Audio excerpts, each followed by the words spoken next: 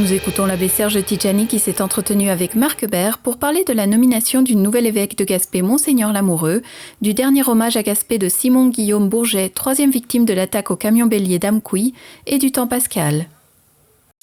Bonjour Serge, comment vas-tu? Bonjour Marc, ça va très bien et bonjour à ceux et celles qui nous reçoivent par le biais de la télévision communautaire chez eux. Alors Serge, on voulait discuter un petit peu avec toi parce qu'on avait différents sujets. On a eu une belle entrevue avec le futur Monseigneur Lamoureux et aussi avec le Monseigneur Proux. Il va y avoir une transition en fait à Gaspé dans les prochains jours, en tout cas pour le nouvel évêque de Gaspé. Est-ce que tu pourrais nous donner peut-être dans le détail, on va dire un peu plus technique, comment se passe une transition d'un évêque à l'autre? Et puis, il va bien sûr y avoir une nouvelle ordination. Est-ce que tu pourrais aussi nous parler de cette ordination? Alors, il y a plusieurs étapes. Lorsque justement, Marc, tu parles de transition, il faut d'abord savoir qu'avant qu'on ne nous fasse à nous autres la publication de la nomination par le Vatican, il y a eu 2 à 10 jours où les 2 principales personnes concernées le savent déjà, c'est-à-dire le nouvel évêque qu'on nomme et celui qui s'en va. Eux, au moins, ils le savent et ils sont sous secret, puis on décide du jour où Rome va le publier. Donc, c'est ce qui est arrivé le 23 mars et le 23 février.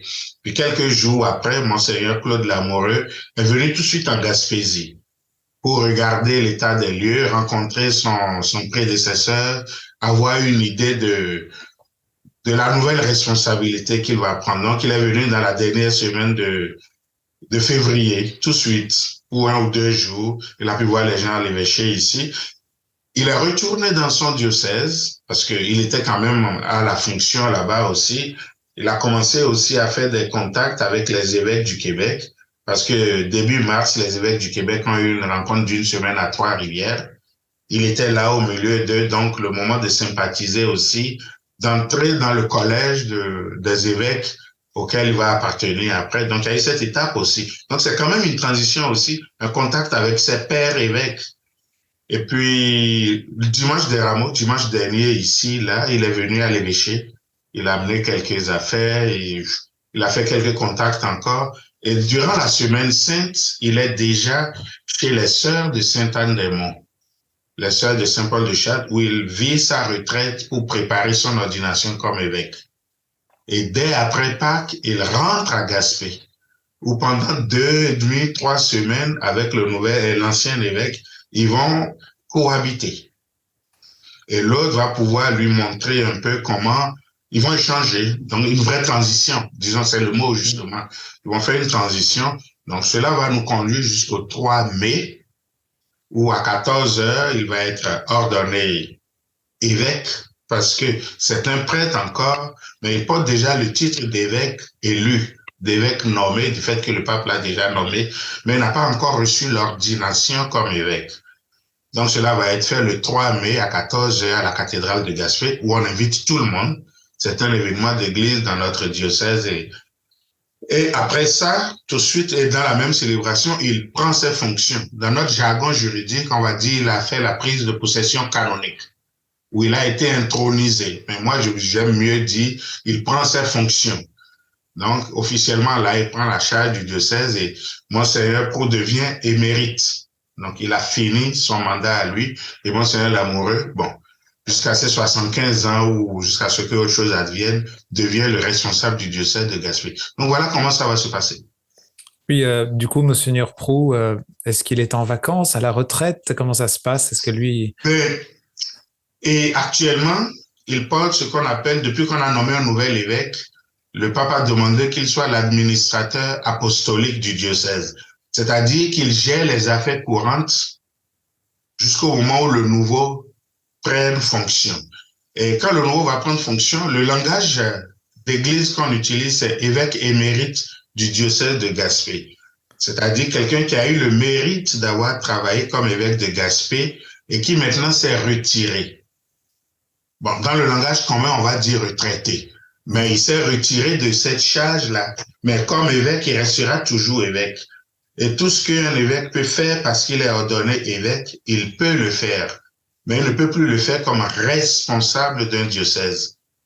Sa retraite, c'est à titre de responsable du diocèse. Ce n'est pas comme s'il cessait d'être évêque. Il restera évêque jusqu'à sa mort, à moins qu'autre chose n'arrive où il ne l'est plus. Mais ça n'enlève pas son titre d'évêque, c'est sa charge de responsable de Gaspésie-les-Îles qui prend fin. D'accord. Merci en tout cas pour ces précisions. Et puis, comme tu disais, donc c'est une invitation publique pour le 3 mai. Tout le monde peut venir participer à cette célébration. Tout le monde est invité à participer. Voyez-vous, on a déjà envoyé quelques cartes d'invitation. Je pourrais même vous amuser à jeter un coup d'œil, voyez-vous. C'est une idée, c'est une idée de la carte d'invitation. Les paroisses l'ont reçu, on a envoyé un communiqué dans la presse, on a envoyé un communiqué partout, dans la cathédrale. C'est une belle célébration qu'on n'a pas toujours la chance de voir.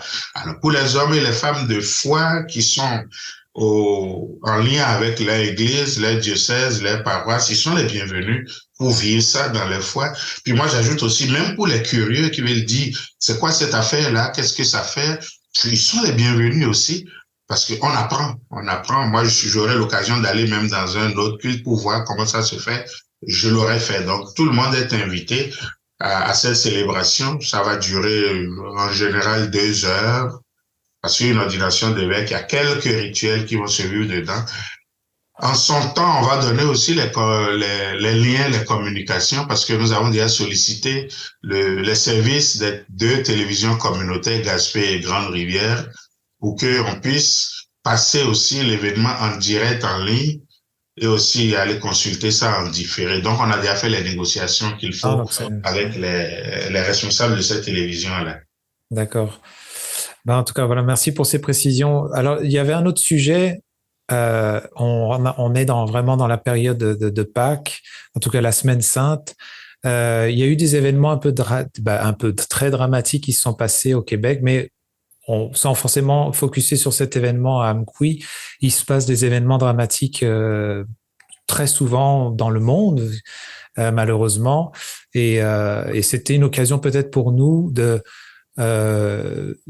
parler du pardon, mais aussi du deuil vécu après un drame. C'est un peu comme la fameuse phrase de Jésus qui pardonne sur la croix. Comment est-ce qu'on peut arriver à cette étape-là, nous en tant qu'humains, en mettant de côté certaines émotions? C'est quoi ton avis là-dessus? Oh, merci Marc, qu'on puisse aborder cette question-là, qui n'est pas toujours évidente, parce que ce n'est pas une question cérébrale, ce n'est pas mathématique. Il faut réfléchir, c'est des émotions, c'est des vies qui sont engagées. Moi, je cible par exemple le drame vraiment difficile d'Amqui du 13 mars dernier. Et vous savez, avant comme après ça, il y a eu beaucoup d'autres drames, que ce soit à Laval, que ce soit les violences conjugales, que ce soit les gens qui sont morts dans le naufrage. On a beaucoup de drames aujourd'hui où on peut dire, on cible, on reconnaît qui l'a fait ou qui présumément l'a fait. Et des drames comme ça qui créent beaucoup de blessures, qui emportent des vies. La première des choses qu'il faut honnêtement dire, c'est que ça n'aurait pas dû arriver. Et que nous soyons choqués, révoltés, que des drames comme ça arrivent, c'est tout à fait humain. On ne doit pas admettre ça. Et on ne doit pas s'habituer à ça. Il faut pas banaliser ces drames, parce que finalement, ça passe à la télévision où ça nous arrive. Puis celui d'Amqui nous a touchés plus près. Amqui n'est pas loin de nous à Gaspé, déjà en matière de chemin. Alors tu le suis tout de suite, on est déjà en Gaspésie ou en entrée de la Gaspésie. Mais plus proche encore, Gaspé a été touché. Parce qu'il y a un fils de Gaspé, Simon Guillaume, et Bourget a été touché. Et nous, au service diocésain à l'évêché ici, on a encore été plus touchés parce que le papa de Guillaume, le papa de Simon Guillaume travaille avec nous à l'évêché. Alors, on ne vit pas un drame comme ça. Moi, en tout cas, j'ai pas vécu ce drame-là de façon anonyme.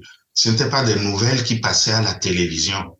C'était un collègue de travail, un ami, une famille, au moins que je voyais, qui vivait ça. Et ça nous rejoint. Tu ne peux pas rester insensible. Mais quelle solution avons-nous à faire, avons-nous à apporter? Il faut s'occuper des personnes qui ont été blessées au milieu de ça, qui ont vécu le choc. Puis comme chrétien, moi, c'est la prière en premier lieu. De dire, Seigneur, le drame qui arrive à telle famille, à tel monsieur, à telle madame, qui perd son enfant, son ami, son conjoint, sa conjointe, dans ce qui arrive là, je n'ai pas les mots, je n'ai pas la force de lui donner une solution, mais je vais prier pour lui. Et je vais lui demander, donne-lui la force d'âme de traverser ce moment qu'il vit. Comment va-t-il le traverser? Je ne sais pas. Parce qu'il ne faut pas avoir la prétention qu'on va apporter la réponse à tous les drames, même sur le plan spirituel. Il faut avoir l'humilité de dire, on va confier ça au Seigneur. Puis même les paroles que je peux prononcer à quelqu'un qui vit un drame comme ça, c'est dans la prière que je demande au Seigneur de me les donner. C'est dans la prière que je demande à la personne qui m'écoute de les recevoir. Et cette connexion faite avec la prière nous ouvre à l'Esprit Saint, où en ce moment, les dispositions qui sont à l'intérieur de l'autre peuvent l'aider à accepter, à assumer le drame qui arrive et à aller jusqu'au chemin du pardon. Ce n'est pas un drame arrive tout de suite, puis je dis, il faut que tu pardonnes. C'est trop simple de le dire comme ça. Mais le pardon a un cheminement aussi. Et évidemment, comme chrétien, je ne peux pas prêcher autre chose que d'aboutir au pardon. Et au milieu de ça, quand on regarde ceux qui ont souffert, il faut se dire aussi, peut-être, quand on le dit, ça peut surprendre les gens, celui qui pose un tel acte,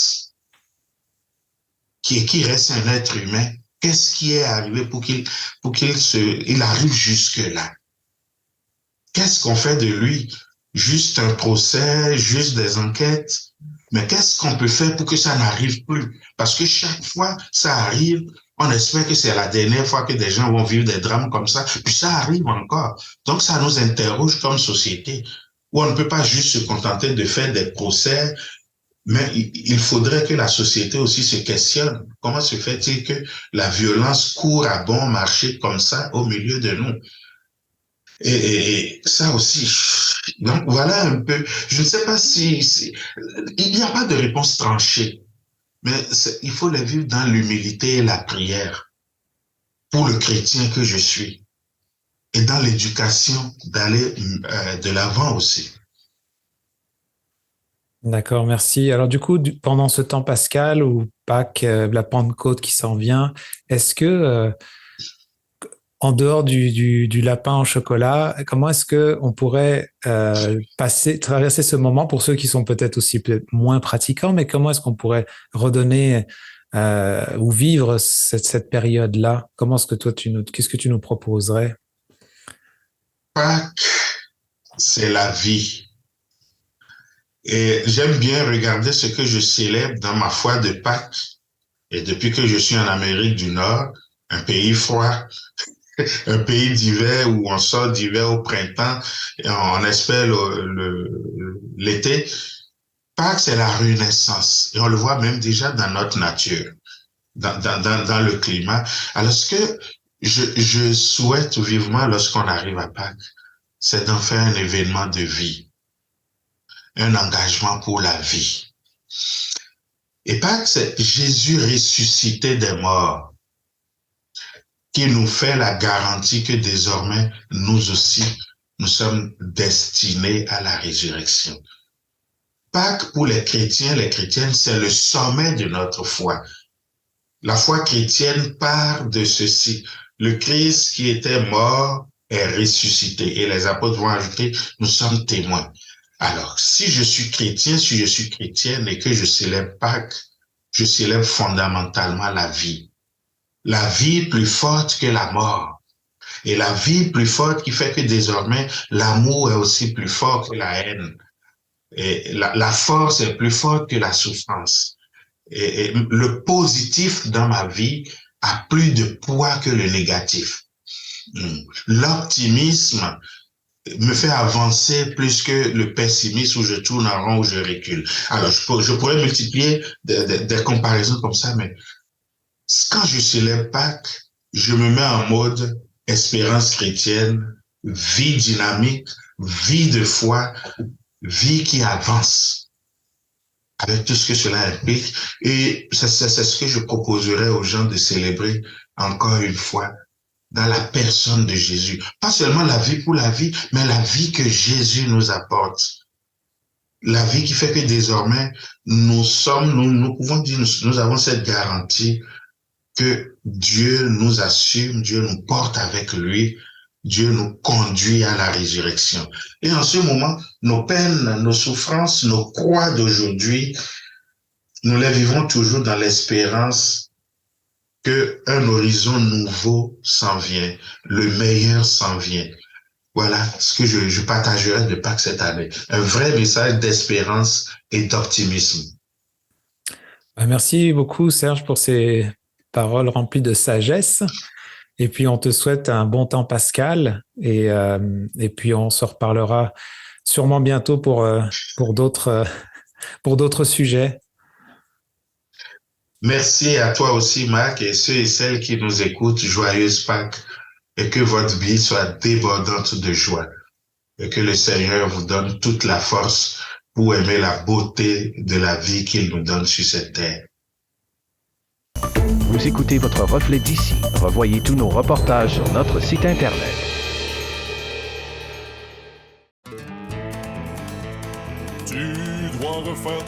Chez Nadeau Matériaux de Construction Home Hardware de Newport et de Lansab Office, le service de qualité au meilleur prix, c'est ce qui fait toute la différence. Notre équipe sur place saura vous conseiller pour l'aménagement de votre salle de bain, votre cuisine ou tout autre projet de peinture ou de rénovation. Venez en magasin découvrir notre vaste gamme de couvre-planchers, nos portes et fenêtres de qualité et des outils tant pour le bricoleur que pour l'entrepreneur en construction. Savoir-faire, Nadeau Matériaux de Construction Home Hardware de Newport et de Lansab Office, les spécialistes de la rénovation dans la région.